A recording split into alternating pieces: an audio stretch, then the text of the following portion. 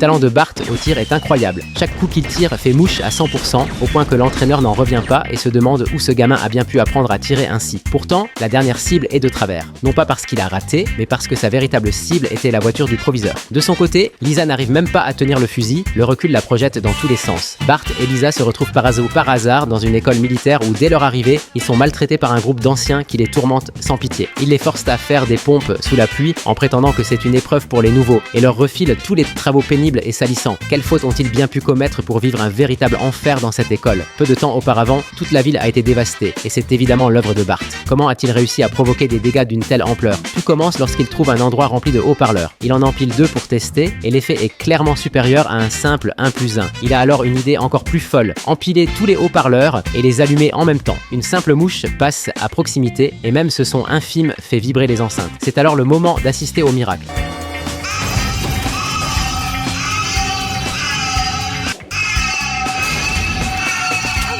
Homer s'apprête à prendre une bière quand le bruit retentit et toutes les bouteilles explosent instantanément, sans qu'il en reste une seule. Les vitres de toute la ville volent en éclats. Les conséquences sont cette fois bien trop graves, et le chef de la police décide d'envoyer Bart à l'école militaire pour le remettre dans le droit chemin. Bart monte dans la voiture sans trop comprendre, croyant partir s'amuser, mais le véhicule roule droit vers l'école militaire. Bart refuse catégoriquement d'y rester, tandis que Lisa demande soudain à y demeurer. Elle estime que c'est exactement la vie qu'elle recherche, car à l'école ordinaire, on ne diffuse que des dessins animés ennuyeux, ce qui lui donne l'impression que son intelligence est insultée. Elle va donc se plaindre au proviseur, mais comme elle est la seule élève vraiment intelligente, augmenter le niveau des programmes rendrait tout incompréhensible pour les autres enfants. En découvrant la vie à l'école militaire, Lisa en tombe immédiatement amoureuse. Ainsi, tous les deux décident d'y rester, regardant simplement Maggie et les autres repartir. Pourtant, leurs jours difficiles ne font que commencer, car Lisa c'est la seule fille, et l'officier ordonne à tous les autres occupants du dortoir de déménager ailleurs pour lui laisser la chambre. Cette décision provoque un profond ressentiment, et il décide alors de se venger de Lisa.